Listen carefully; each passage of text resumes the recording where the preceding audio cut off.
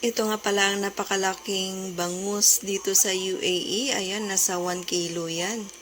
At ganitong luto lang ang ginawa ko para naman mas healthy at kapag iwas muna sa prito o mamantika.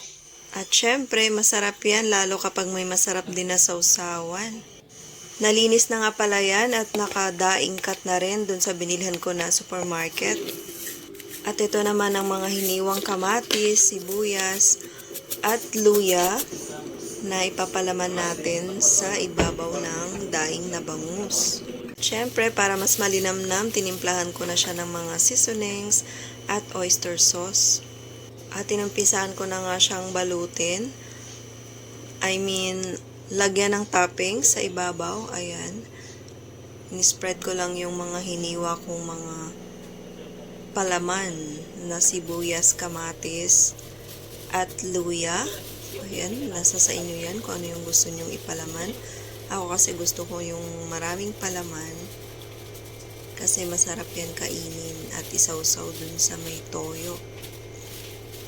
At binalot ko na nga siya ng foil kasi para maihaw ko siya sa kawali kasi bawal mag-ihaw sa loob ng flat namin.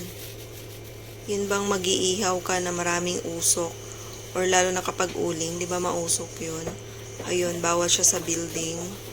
Yung mga ganong process. Kung mag-iihaw man kami, pupunta kami dun sa park na pwedeng mag-ihaw na mausok. Kaya ayan, sa kawali ko lang siya inihaw.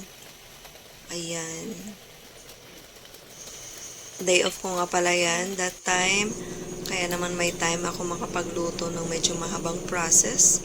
Pero hindi naman yan mahaba. Mabilis lang yan. At ayan na nga, ready na tayong mag-unboxing ng ating inihaw sa kawali na bangus.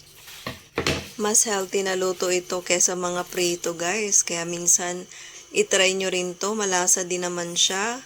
At syempre lalo kung may masarap na sausawan. Ayan, merong hiniwang pipino, sibuyas at kamatis. Favorite ko rin kasi yung kamatis kasi maraming benefits like vitamin C at pampaganda ng kutis. O, diba? At syempre, try na natin yan with kanin. Ayan ang aking sausawan. At meron nga pala akong juice na pineapple juice. Ayan, kain po tayo. Thank you for watching everyone. At shout out nga pala kay Ella Bon at Aga Cesar Works na laging na-support at kay Aileen Ismael Lota. At sana kung saan man umabot ang video na to, please comment below. Ayun lang, please follow my accounts in FB page, TikTok at YouTube channel, Chan Vlogs. Bye!